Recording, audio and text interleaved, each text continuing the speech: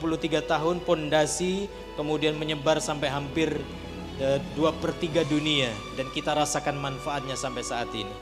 Bayangkan kalau guru-guru memiliki high energy, kira-kira kita bisa bayangkan murid-murid seperti apa yang akan dihasilkan kelak. Kita tahu Indonesia, pemerintah, ESQ pun juga punya sebuah visi Indonesia 2045, Indonesia emas. Dan saat itu adalah yang menjadi pemimpin anak-anak didik kita. Kita mungkin belum bisa melihat itu, tidak bisa melihat itu. Tapi apa yang kita tinggalkan, semoga itu menjadi amal jariah untuk Bapak Ibu semuanya. Bapak dan Ibu,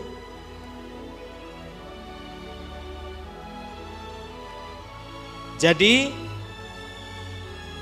inilah tips bagaimana agar guru bangkit, guru lebih hebat lagi setelah kita pandemi, maka maintain high energy. Dan yang kedua, ini ada sebuah rumus Bapak dan Ibu. Apa rumusnya? R1 ditambah R2 sama dengan R3. Apa itu R1? R2 apa? Kalau R3? Mobil ya. Amin ya. R1 Bapak dan Ibu, ini adalah sebuah kejadian. Event, sebuah kejadian. Kemudian R2 adalah bagaimana respon kita. Dan R3 adalah outputnya, hasilnya. Sekarang ini sudah mulai musim penghujan. Bapak Ibu sudah siap mengajar, sudah siap melakukan aktivitas, tiba-tiba hujan deras turun. Apa yang pertama kali respon kita?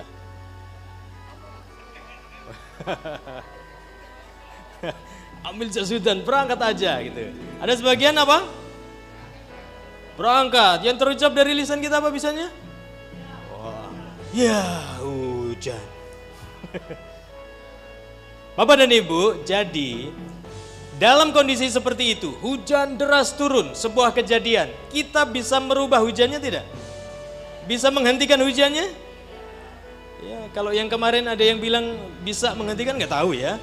Kebetulan saja mungkin. Apa yang kita bisa rubah? Respon kita. Kalau kita melihat 1400 tahun yang lalu, sekali lagi Bapak dan Ibu, bagaimana Nabi Muhammad SAW mengajarkan kepada kita bagaimana kita merespon setiap peristiwa. Bagaimana Nabi Muhammad ke kota Taif, di sana dilempari anak-anak kota Taif dengan batu, dilempari batu oleh anak-anak kota Taif. Bahkan Nabi Muhammad sampai berdarah. Apa respon beliau? Tentu kita sudah paham, sudah tahu ya dari kisah-kisah Nabi Muhammad 1400 tahun yang lalu. Bahkan ketika ditawarkan, perlukah aku balikkan gunung itu ke atas kota Taif atas perbuatannya mereka kepadamu, duhai kekasih Allah? Jangan malaikat. Mereka hanya belum tahu saja. Padahal dia berdarah, dia dilempari batu. Bagaimana para sahabat merespon atas caci maki? Bagaimana ketika Nabi Muhammad dicaci maki, dikatakan gila? Nabi Muhammad merespon hanya diam, mendoakan. Hingga suatu saat yang mencaci maki sakit, saudara-saudaranya belum datang menjenguk. Nabi yang pertama menjenguk orang itu. Dan dengan respon yang Nabi Muhammad tunjukkan kepada kita semuanya, maka Allah berikan hidayah kepada orang itu. Aku ikuti ajaranmu. La ilaha illallah. Ketika Bapak dan Ibu mengajar, macam-macam tingkah laku anak didik kita. Bagaimana respon kita? Wah, ada yang kinestetiknya luar biasa, nggak bisa diem. Ada yang sifatnya macam-macam. Bagaimana respon kita? Terkadang Bapak Ibu, orang anak-anak seperti itu kadang nggak betul-betul melakukan dengan keinginannya. Kadang hanya iseng mau nguji, coba kalau gini guru gimana ya. Tapi kalau kita merespon dengan baik, kejadiannya adalah Nabi Muhammad dilempari batu. Nabi Muhammad tidak bisa merubah itu, tapi beliau merespon dan hasilnya kita tahu sendiri. Kejadiannya adalah anak-anak susah diatur, anak-anak nggak semangat. Maka yang kita rubah respon kita. Maka kita akan mendapat hasil yang sesuai kita inginkan. Bapak dan Ibu, kalau kita melihat ini, Dr. Ari mengisahkan dengan sangat bagus, ada kisah tentang seekor lebah dan seekor lalat. Bapak Ibu, kalau lebah itu suka mainnya kemana? Ke kebun bunga, mencari bunga. Kalau lalat, sekarang kondisinya seperti ini. Ada sebuah tempat pembuangan sampah. Di antara gunungan sampah itu ada sekuntum bunga di sana. Kalau ternyata si lebah tersesat ke TPS itu, mana yang dicarinya? Sekuntum bunga di tengah gundukan sampah yang menggunung. Di sebuah kebun bunga, bunga-bunganya sedang bermekaran wangi, harum sekali. Ada lalat tersesat di sana. Apa yang dicarinya? Ada nggak sampah di kebun bunga ini? Lalat bawa penyakit Bapak Ibu? Lebah bawa manfaat? Itulah sama ketika kita melihat segala sesuatu, kita respon dengan mata lebah atau mata lalat. Seorang yang merespon dengan mata lalat, maka sebaik apapun, sebagus apapun, ada aja yang dicari apa? Kelemahannya, kesalahannya. Gak pernah puas, mengeluh terus. Maka akhirnya akan membawa penyakit. Penyakit hati, semos. Salah satunya, apa semos? Senang melihat orang lain susah, susah melihat orang lain senang. Ya. Tapi kalau melihat dengan kacamata lebah, maka apapun kondisinya, pandemi, selalu kita melihat pasti ada sekuntum bunga yang bisa kita petik hikmahnya.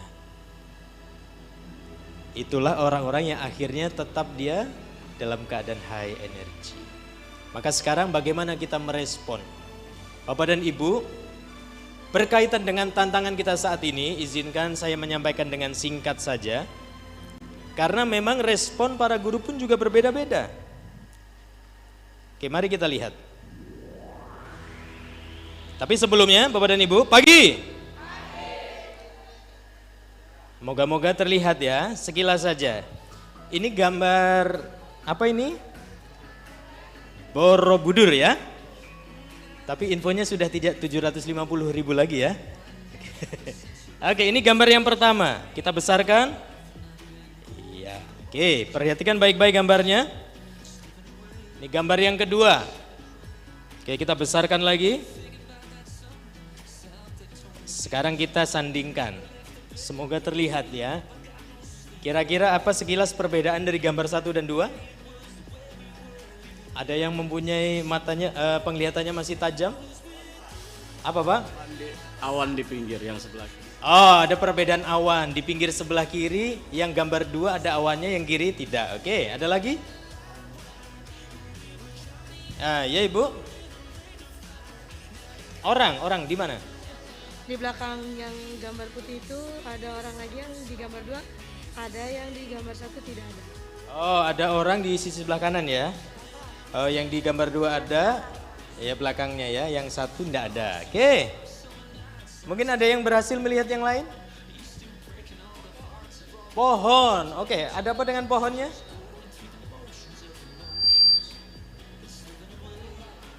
Oke, ada pohon ya.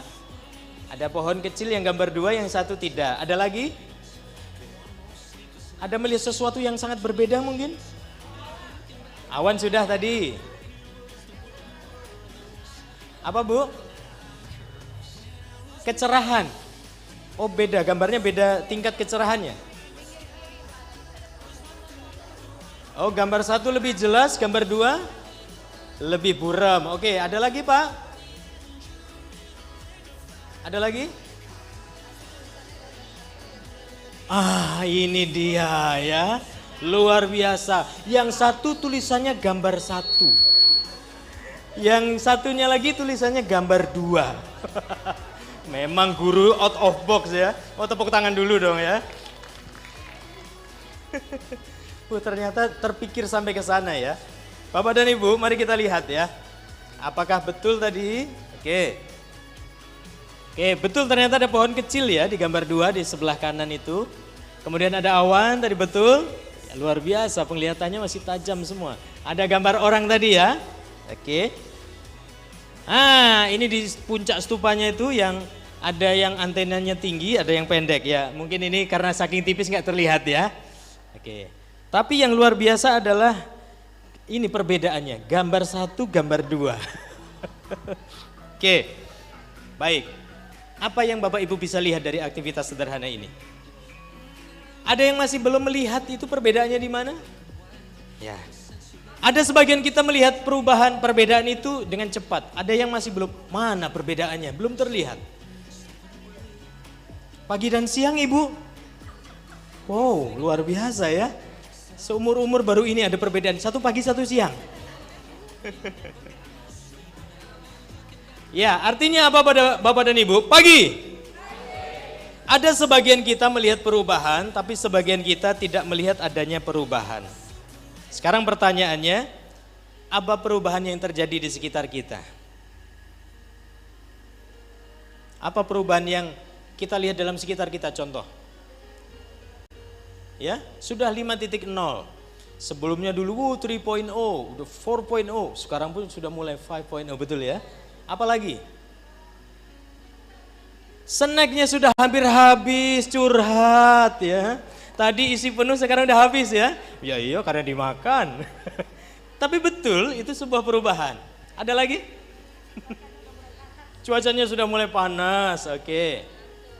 Oke, sekarang Bapak dan Ibu, kalau berkaitan dengan profesi sebagai guru mengajar, mari kita lihat sekilas saja. Tantangan dunia pendidikan saat ini. Hampir semua materi kurikulum sudah tersedia di internet, di Google, YouTube, dan e-course. Betul? Betul. Gen Z dan post Z melek teknologi dan informasi. Betul? Artinya ini anak-anak yang lahir di atas tahun 2000-an ke sini ya. Dan post Z itu berarti yang sesudahnya. Kita lihat ya, anak-anak kecil kita pun dengan teknologi sudah cepat sekali, betul? Saya punya anak paling kecil 3 tahun. Itu sudah tahu mencari ada game awan itu, bahkan bapaknya nggak tahu itu di mana gamenya, dia tahu nyari tuk tuk tuk tuk tuk. Anak 3 tahun sudah melek teknologi dan saya nggak ngajarin itu Bapak Ibu. Kemudian era industri 4.0 ya, 5.0 mungkin sedang proses ke sana ya, memerlukan kreativitas, inovasi dan berpikir kritis. Pendidikan belum menyentuh aspek manusia secara utuh, metodologi guru mengajar masih konvensional.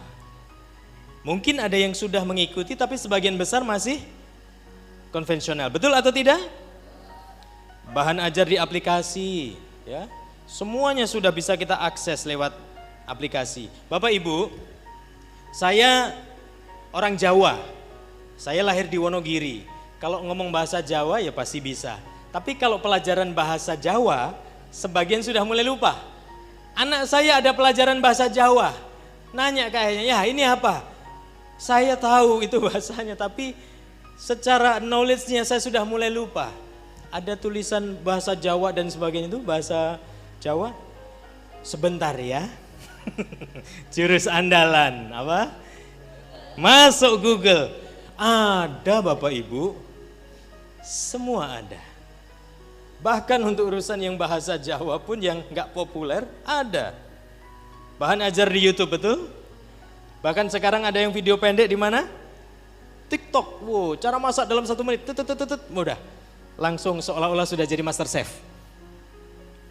Dan potensi Gen Z luar biasa. Ini usia 11 tahun, 18 tahun, 15, 14 tahun, tapi ya prestasinya sudah mendunia. Artinya Bapak dan Ibu, kita sebagai guru maka juga harus merespon ini dengan baik. Sekarang harus serba digital. Apa respon kita? Ribet. Oh iya memang harus begini, harus belajar. Sudah semuanya diinput secara digital, yang dulunya masih manual. Yang sudah dalam zona nyaman manual, tiba-tiba harus input digital. Apa responnya? Tapi kondisinya memang harus seperti itu. Saat ini ibaratnya kita seperti city car, tapi keadaan kondisi zaman itu ibarat supercar. Maka yang harus dilakukan apa? Ganti mobil dengan apa? Oh, R3 tadi katanya ya. Bapak dan Ibu, ada 3 hal ini. Yang pertama kompetensi sebagai guru, saya yakin Bapak dan Ibu sudah memiliki semuanya. Yang kedua, di era yang berubah secara cepat harus perlu yang namanya apa yang kuning? Agility, agile, kalau bahasanya itu luas, mudah beradaptasi, mampu beradaptasi, perubahan teknologi kita siap, mengajarnya harus dengan metode baru siap. Tapi jangan lupa yang terakhir adalah kapasiti kita. Kalau agility adalah luas, maka kapasiti adalah luas, meluaskan. Kalau misalnya Bapak Ibu mengajar yang didapat belum sesuai yang diinginkan, ikhlaskan. Karena tadi sudah di awal, ya kita mengajar saja. Karena guru adalah sebuah profesi yang terbaik. Mungkin di hadapan manusia kita tidak mendapatkan semua yang kita inginkan. Tapi yakinlah kalau kita ikhlas, pasti ada balasan yang lebih baik dibandingkan itu. Artinya Bapak dan Ibu, yang kedua ini bagaimana kita memanage respon kita. Merespon perubahan, memanage tingkah laku anak-anak kita. Ya, dan Bapak Ibu, ada 2 tadi. Yang pertama apa? Ketika kita mengacu atau kita belajar dari apa yang Nabi Muhammad ajarkan, yang pertama adalah maintain apa? Energi level. Dengan apa tadi caranya? Segitiga? GKF, gerak kata fokus. Dan yang kedua adalah manage respon kita. Oke, Bapak dan Ibu? Oleh karena itu sebelum kita lanjut, ya boleh kita berdiri sejenak.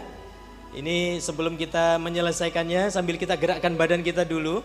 Semoga tidak kaku-kaku. Oke, silakan sambil gerakkan tangannya ke atas, ya bahunya. Kita rileks sejenak. Oke, gerakkan pinggangnya kiri kanan. Jangan lupa sambil tersenyum, putar-putar bahu, pinggangnya, kakinya, tangannya. Oke, ya. Oke, saya ingin dengar semangatnya. Makin siang makin panas, tentunya harus semakin semangat. Are you ready? Pagi. Semangat pagi. Tepuk pundak teman sebelah kanannya. Bos, sabar, lanjut dikit lagi. Angkat tangan kirinya. Bos. Jangan lupa R1 tambah R2 sama dengan R3. Tepuk tangan dulu, silakan boleh duduk ya.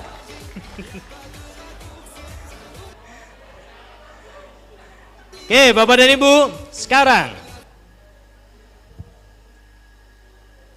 kalau saya tanya saat ini, saya punya level kebahagiaan 0 sampai 10. 0 tidak bahagia sama sekali.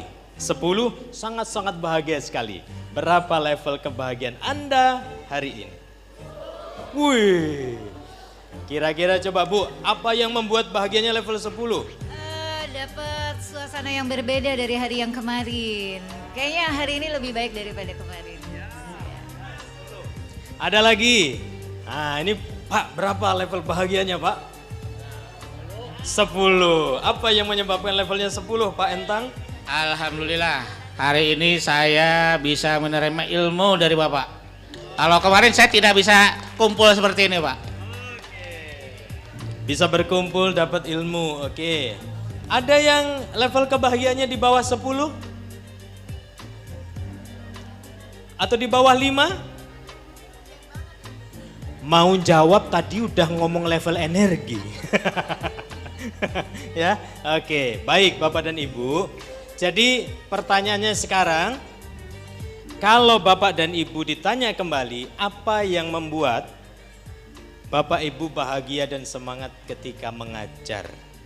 Kalau tadi sudah disinggung ya, alasan menjadi guru apa? Ya sekarang yang membuat Bapak Ibu semangat mengajar itu apa? Boleh berbagi?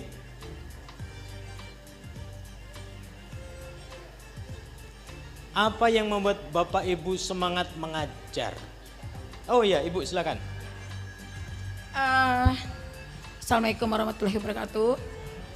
Semangat saya menjadi guru walaupun awalnya saya tidak sekolah di background pendidikan Pak. Tapi ada suatu cerita yang seperti Bapak itu saya alami. Waktu pertama kali saya mengajar, waktu itu di mana wilayahnya tuh dominan ya daerah-daerah yang begitu rawan ya Pak ya. Anak yang begitu super duper aktif dan soleha. Nah kita nasihatkan dia marah. Tapi ada temannya berbicara, ibu sabar jangan marah. Hanya satu yang seperti itu. Di antara kami pasti ada mendoakan ibu mendapat surganya Allah. Itu yang saya petik dan saya nangis. Dan itu yang saya ingat. Artinya saya ambil suatu kesimpulan. Saya bukan bertanggung jawab kepada manusia. Tetapi saya bertanggung jawab kepada Allah.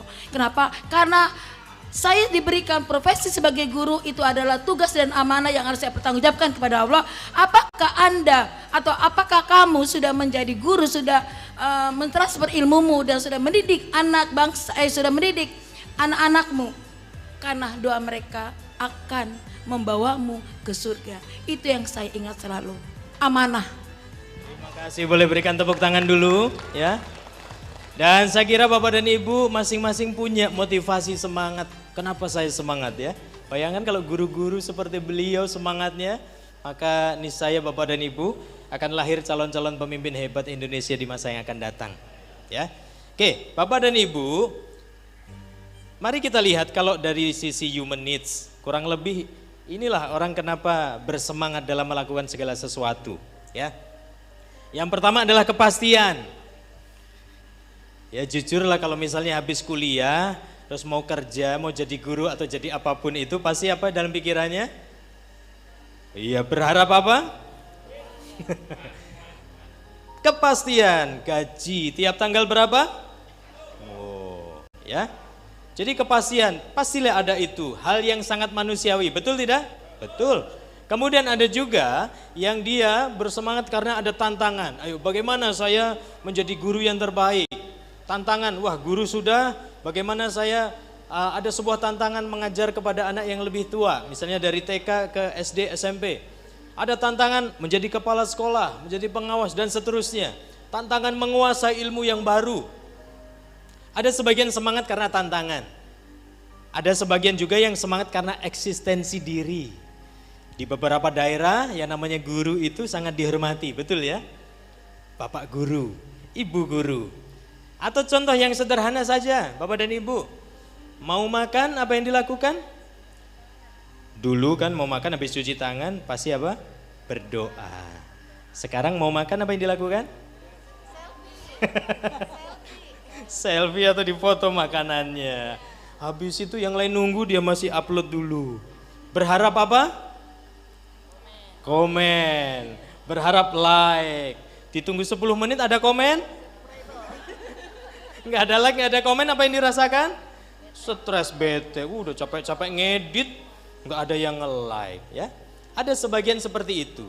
Sehingga bahkan kita lihat kalau di sosial media dengan kenyataannya 180 derajat berbeda. Hanya demi apa? Eksistensi diri. Kemudian ada lagi yang bersemangat karena pertumbuhan. Ya tadi ya. Bisa jadi guru, pengennya jadi kepala sekolah, pengennya jadi pengawas, terus seterusnya. Berkembang dia secara karir. Berikutnya, ya ini karena relasi dan juga cinta. Wah kalau ngajar kemudian murid-muridnya mencintainya, menyayangi, seneng banget ya. Dia berharap kemudian menjadi yang dirindukan oleh murid-muridnya. Kapan ya ibu itu ngajar lagi, bapak itu ngajar lagi. Nah ada semangat seperti itu. Dan yang terakhir, kenapa mengajar? Saya pengen berkontribusi. Setidaknya saya berkontribusi dalam pendidikan di bangsa ini. Kalau kemudian ya sudah rezekinya sudah dilimpah ruahkan, saya pengen berkontribusi membantu yang lebih memerlukan. Bapak Ibu, ini diantara beberapa kenapa kita bersemangat melakukan segala sesuatu. Saya ingin tunjukkan gambar ini. Saya sangat yakin Bapak dan Ibu beberapa wajah mengenalnya. Yang pertama paling kiri itu namanya Suli. Ada yang tahu? Enggak ya? Korea. Bapak yang tahu loh. Luar biasa ya. Usia boleh banyak tapi semangat masih muda ya Pak ya? Oh iya. Iya, kalau yang suka nonton drakor tahu Suli ya, salah satu artis yang terkenal di Korea. Kemudian ada Robin Williams, ini pasti kenal semua ya. Minimal sudah pernah nonton filmnya, ya. Oke, gimana aktingnya Robin Williams? Bagus? Oh lucu? Kita ketawa kalau melihat akting dia. Kemudian ada Kurt Cobain, ya ini musisi, idola anak muda. Ada lagi Kate Spade, ada yang tahu? Biasanya ibu-ibu ini ya, punya produknya Kate Spade. Dia memiliki jaringan tas branded yang mahal, yang puluhan juta tuh, hampir 700 outlet di seluruh dunia. Di sini ada yang produknya Kate Spade? Dan yang terakhir ada Whitney Houston ya, pasti sangat mengenalnya. Pertanyaan saya, apa kesamaan dari 5 orang ini? Bunuh diri. Betul Bapak dan Ibu? Suli, Robin Williams, Kurt Cobain, OD karena narkoba, Kate Spade, Whitney Houston meninggalnya bunuh diri. Kalau kita lihat dari kacamata human needs tadi, mereka semuanya sudah mendapatkan itu semua tidak? Coba kita cek satu persatu. Kelima orang ini secara kepastian mereka sudah dapat nggak? Cuan-cuan maninya berlebih mereka, betul? Sudah lewat. Kemudian yang kedua tadi apa? Tantangan. Mereka sudah mendapatkan itu? Grammy Award, pengakuan sebagai artis terbaik, artis termahal. Pemilik suara emas Whitney Houston. Sudah, mereka melalui itu. Yang ketiga, eksistensi. Wah, eksis, dikenal di seluruh dunia. Kemudian, relasi dan cinta, fansnya banyak, penggemarnya banyak, luar biasa. Tapi ada yang tahu kenapa Suli bunuh diri? Karena dia dibully oleh fansnya sendiri di sosial media. Bukan hater, fansnya sendiri. Kalau hater memang dari awal dia nggak ngefans, tapi ini fansnya sendiri membuli dia. Dan karena itu dia bunuh diri. Pertumbuhan karir mereka, sudah di puncak. Dan karena mereka kaya, mereka kontribusi, rata-rata mereka punya foundation. Menyumbangkan sebagian kekayaannya untuk kemanusiaan. Tapi akhirnya sama-sama bunuh diri. Berarti Bapak dan Ibu, seorang semangat karena ini, bahagia karena ini, tapi kok yang kita lihat di depan ini mereka mengakhiri hidupnya dengan bunuh diri. Kira-kira apakah ada orang yang bahagia kemudian mengakhiri hidupnya dengan bunuh diri? Lalu apa yang kurang? Kalau kita melihat mereka semua ini perfect, dari ukuran dunia perfect, betul? Tapi kenapa meninggalnya bunuh diri? Bapak Ibu, sebelum kita tutup, kami ingin sampaikan, inilah ESQ Matrix yang Dr. Ari sampaikan kepada kita semuanya. Dalam perjalanan kita, agar kita semangat, bahagia, rata-rata orang ini mendaki gunung ini, puncak ini dari bawah. Di sana ada kepastian, tantangan, eksistensi diri, relasi cinta, perkembangan, kontribusi. Kelima orang tadi sudah menampaki dari bawah. Sebagian kita pun, kalau boleh jujur, kita pun mulainya dari bawah. Sebagian kita, betul? Bekerja untuk apa? Ya biar dapat penghasilan dong. Kenapa berbisnis? Pengen dapat cuan. Kemudian naik lagi tantangan. Bagaimana agar bisnis saya tumbuh besar? Bagaimana agar karir saya melesat dengan cepat? Dan terus sampai tangga-tangga berikutnya. Pertanyaannya, sampai hari ini Bapak Ibu berada di posisi yang mana? Di tangga keberapa? Yang kita semuanya pengen sama-sama tujuan kita adalah puncak gunung itu. Mungkin sebagian, kenapa Anda bersemangat mengajar? Saya pengen berkontribusi. Oh dia sudah sampai tangga keberapa? 1, 2, 3, 4, 5, 6. Ada yang sebagian masih di tangga 1. Dan dia berkutat sepanjang hidupnya di tangga 1 gak naik-naik. Karena saya ingin tanya Bapak Ibu, puas nggak dengan apa yang diterimanya selama ini? Puas? Nanti saya sampaikan ke dinas pendidikan ya, nggak usah digaji lagi. Atau nggak usah dinaikin gajinya. Kan sudah puas. Kalau misalnya sekarang gaji Bapak dan Ibu 1 tahun ke depan misalnya yang masih aktif mengajar, dinaikkan 10 kali lipat. Bayangin aja dulu, kali aja diaminkan kan, amin. Oke, tahun depan gajinya sudah 10 kali lipat. Kira-kira tahun depan Anda puas nggak dengan apa yang Anda dapatkan? Sekarang nyicil motor, gaji naik, nyicil mobil. Nggak pernah puas. Akhirnya berkutat di tangga 1 nggak pernah naik-naik. Sampai purna bakti, sampai meninggal nggak pernah naik-naik tangganya. Ada yang memang dia semangat langsung kontribusi. Tapi kelima orang tadi juga sudah sampai tangga ke-6. Tapi kenapa mengakhiri hidupnya dengan bunuh diri? Karena mereka lupa masih ada 1 tangga lagi yang mereka belum dapatkan. Apa itu Bapak Ibu? Makna dan tujuan. Kenapa saya mengajar? Kenapa saya menjadi seorang ibu, seorang ayah? Kalau berkaca 5 orang tadi, kenapa saya? Padahal dengan suara emasnya niatannya menghibur banyak orang. Tapi dia belum dapat makna dan tujuan hidupnya. Kenapa saya bernyanyi? Robin Williams, kita melihatnya menjadi bahagia karena kelucuannya. Tapi ternyata itu semua tak mampu membuat dirinya bahagia. Apa yang kurang? Maka bayangkan kita tidak pernah sampai di puncak dalam kehidupan kita. Karena memang berat naik dari bawah. Mohon izin berkisah sedikit, Dr. Ari pun juga sempat dalam periode hidupnya mulai dari bawah. Kepastian pernah menjadi dosen beliau di Udayana di Bali.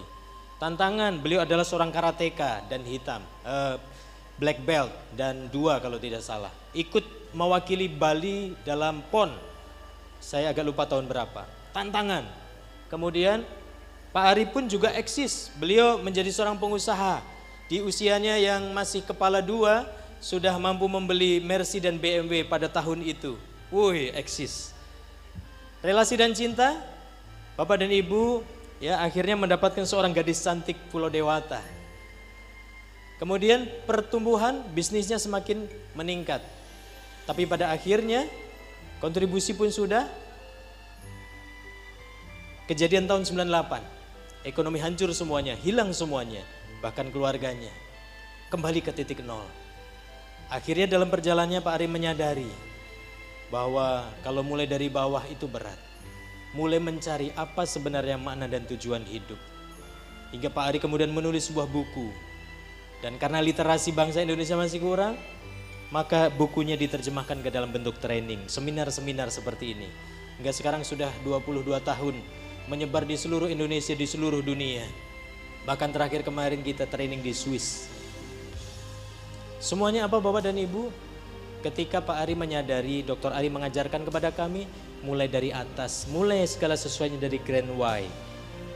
Apa tujuanmu hidup? Untuk apa kamu mengajar? Untuk apa kamu melakukan ini? Maka ketika kita mulai dengan itu semuanya Bapak dan Ibu, maka seperti bola yang dari atas digelindingkan, dia akan dengan ringan menuju ke bawah, dibandingkan bola itu dari bawah kemudian dibawa ke atas. Maka otomatis Bapak dan Ibu, kita bisa berkontribusi, kita ingin bermakna, kita ingin berkontribusi pendidikan. Karena makna tujuan saya adalah lebih tinggi daripada hanya sekedar gaji. Dan dengan itu semuanya orang akan melihat, bisnisnya terus bertumbuh Dr. Ari. Relasi cinta, ya akhirnya anak-anaknya yang sempat dulu terpisah, kemudian bergabung bersama kembali. Dan sekarang bergabung di ESQ Group. Dan kemudian Bapak Ibu,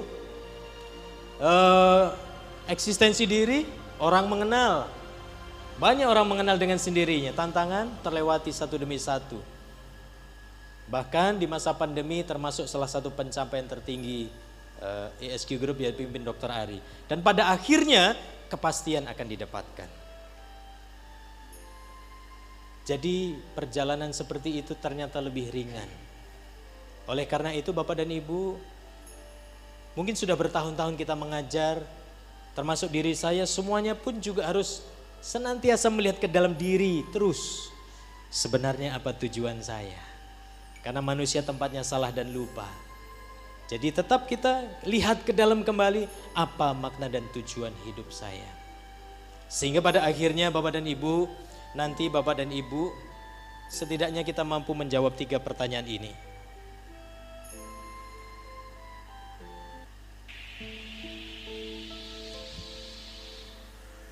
Sepuluh menit sebelum kita akhiri Bapak dan Ibu, saya ingin kita bersama-sama melihat 3 pertanyaan yang sederhana ini. Siapa saya, di mana saya, dan kemana saya? Kita kaitkan kepada pekerjaan kita Bapak dan Ibu sebagai guru. Sebuah pertanyaan yang sederhana, tapi jawabannya pastinya tidak sesederhana seperti yang kita pikirkan. Karena ini pertanyaan jawabannya bukan dari pikiran kita, tapi jawabannya dari dalam hati kita. Siapa saya? Guru? Itu kalau di sekolah. Kalau di rumah siapa? Oh, saya seorang ibu, saya seorang ayah. Ya. Tapi kalau di luar rumah, siapa? Di mana saya? Akankah selamanya saya di sini? Akankah selamanya saya hidup di dunia? Lalu kemana saya nanti? Ketika ada 2 tujuan, hanya ada 2 tujuan. Sebuah tempat surga dan neraka. Kemana tempat tujuan nanti saya akan berlabuh? Kalau kita memilih, saya ingin ke surga. Sudahkah cukup bekal kita? Maka hari ini Bapak dan Ibu, memperingati Maulid Nabi ini, mari kita melihat refleksi ke dalam diri. 3 pertanyaan ini.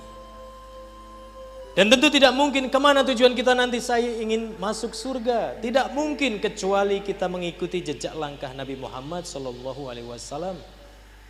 Apa yang diajarkan kita ikuti. Karena itulah petunjuk bagi kita untuk kita sampai ke tempat yang kita inginkan. Karena pilihannya ada 2, hanya surga dan neraka.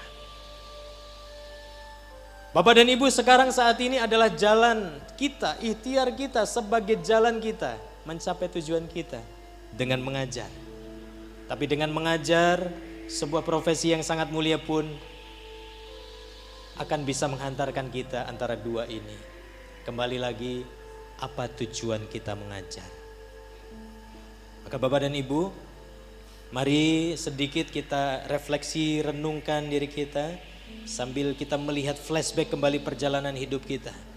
Perjalanan kita mengajar. Kita mengingat kembali pertama kali kita mengajar, kita begitu bersemangat. Namun apa saat itu tujuan kita sebenarnya? Tahun demi tahun kita mengajar, barangkali ada onak dan duri. Terkadang hati kita tidak ikhlas. Kita sudah berupaya sekuat tenaga, tetapi kenapa tidak ada balasan yang setimpal dengan itu? Kita mengeluh barangkali. Kita lupa bahwa mungkin di awal kita punya sebuah tujuan yang mulia, namun dalam perjalanannya, mari kita refleksi ke dalam diri kita. Bagaimana interaksi kita dengan anak-anak didik kita? Ketika kesabaran kita diuji, keikhlasan kita diuji,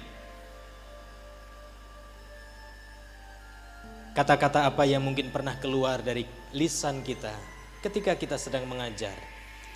Kata-kata apa yang mungkin pernah keluar dari lisan kita ketika kita di hadapan anak-anak kita yang pada prinsipnya Bapak dan Ibu adalah guru bagi anak-anak kita di rumah. Ya mungkin kata-kata itu sengaja ataupun tidak yang menyakiti anak didik kita, menyakiti rekan seprofesi kita. Sikap kita yang mungkin membuat hati teman kita tersakiti yang kita tahu ataupun tidak. Maka kembali lagi Bapak dan Ibu, kita semuanya ingin bahagia. Bapak Ibu ingin bahagia. Lalu apa yang mendorong Bapak Ibu bahagia?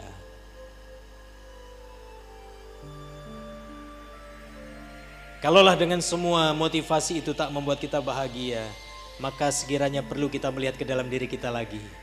Apa makna dan tujuan hidup kita? Kita bukanlah seorang ulama, kita bukan juga seorang sahabat, nabi, kita bukan seorang yang alim mungkin. Apa yang bisa kita siapkan bekal kita untuk nanti kita kembali ke tujuan yang kita inginkan? Berjumpa dengan Nabi Muhammad sallallahu alaihi wasallam, berharap syafaatnya diberikan kepada diri kita.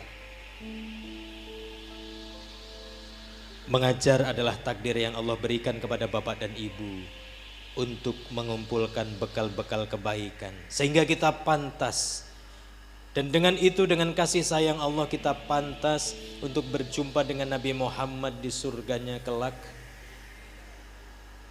Namun mari melihat ke dalam diri kita, sudah berapa banyak bekal yang kita siapkan. Oleh karena itu Bapak Ibu, mari kita refleksi ke dalam diri, untuk diri saya pribadi, Bapak Ibu, kita semuanya. Kalaulah dalam perjalanan kita sudah mulai keluar dari jalur niatan kebaikan semula, maka mari kita berdoa minta kepada Allah agar diluruskan kembali niat kita, agar kita diberikan keluasan hati untuk menerima takdirnya saat ini. Silahkan Bapak dan Ibu, boleh kita berdoa masing-masing sebelum kita tutup. Dan semoga Bapak dan Ibu, bukan ada sebuah hal yang kebetulan. Bisa jadi apa yang kita sampaikan hari ini Allah kabulkan. Dan tentunya hari ini ketika ada sebuah pikiran yang teringat kembali tentang makna dan tujuan, tentu tidak lepas dari perjuangan Nabi Muhammad dan juga para sahabat 1400 tahun yang lalu.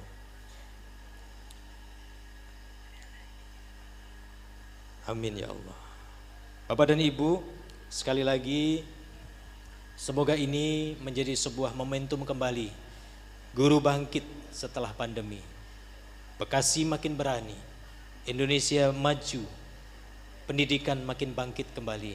Dan pada akhirnya kita akan suatu saat nanti meninggalkan catatan sejarah emas bahwa kita pernah berkontribusi untuk kemajuan bangsa Indonesia kelak. Ada sebuah kalimat menarik di akhir Bapak dan Ibu. Dr. Martin Luther King mengatakan, bahkan jika profesi kita hanyalah tukang sapu, kita tetap harus bekerja sebagaimana halnya Michelangelo melukis, Beethoven mengubah komposisi, atau Shakespeare menulis soneta. Namun Bapak dan Ibu ditakdirkan menjadi seorang guru yang sebuah profesi mulia tadi dikatakan di awal. Bagaimana kalau itu kita niatkan dengan makna dan tujuan yang tidak hanya sekedar dunia, tapi lebih tinggi dibanding itu. Dan yang terakhir Bapak dan Ibu,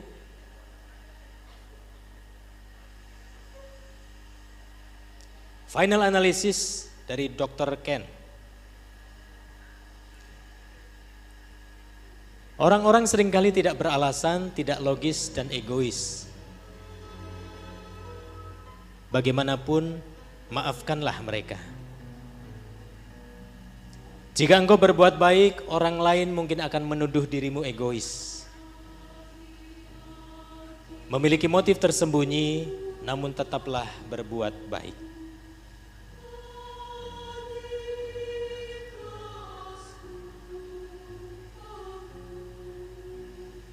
Jika engkau sukses, engkau akan menemukan beberapa teman palsu. Dan musuh sejati bagaimanapun tetaplah sukses. Jika engkau jujur dan berterus terang, orang lain mungkin akan mengkhianatimu. Namun tetaplah berkata jujur dan terus terang. Apa yang telah engkau bangun selama bertahun-tahun mungkin akan dihancurkan orang lain dalam semalam. Bagaimanapun Bapak Ibu, tetaplah berkarya. Hal-hal baik yang kau lakukan hari ini mungkin akan dilupakan oleh orang lain esok hari, namun tetaplah berbuat baik.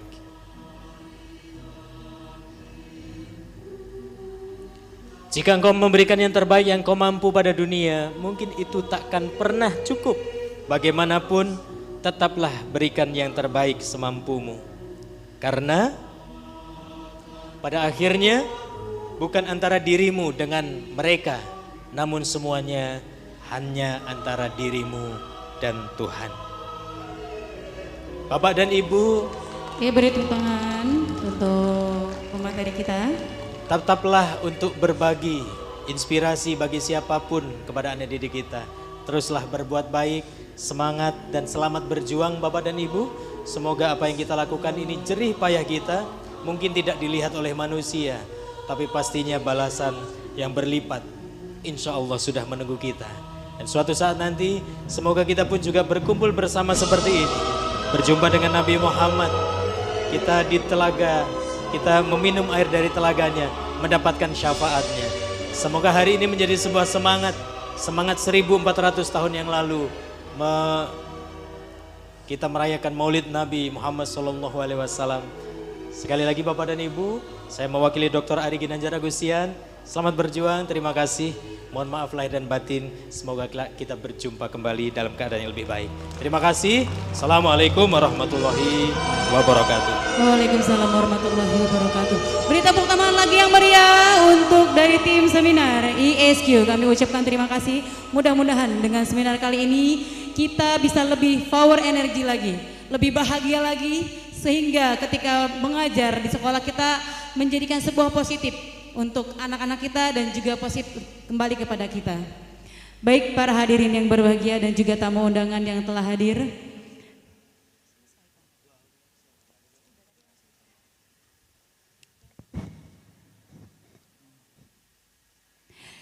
Ya hadirin yang berbahagia yang kami hormati, acara demi acara telah kita lewati bersama.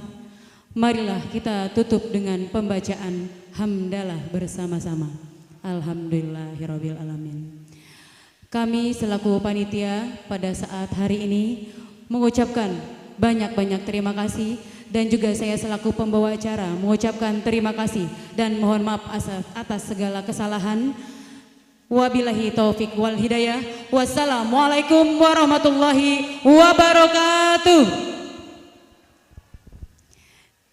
Ya Ibu Ana. Ya, kami ucapkan juga terima kasih kepada perwakilan dari Dinas Pendidikan Kabupaten Bekasi dan juga perwakilan dari Bank BJB Cabang Cikarang dan juga para hadirin yang telah hadir dan mengikuti ISQ sampai selesai. Ibu Ana.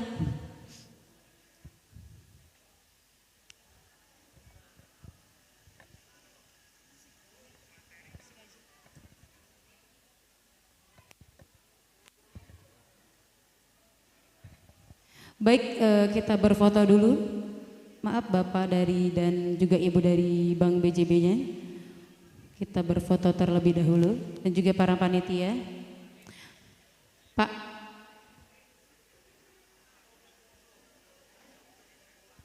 Ya, dipersilakan untuk Bapak dan Ibu guru yang ingin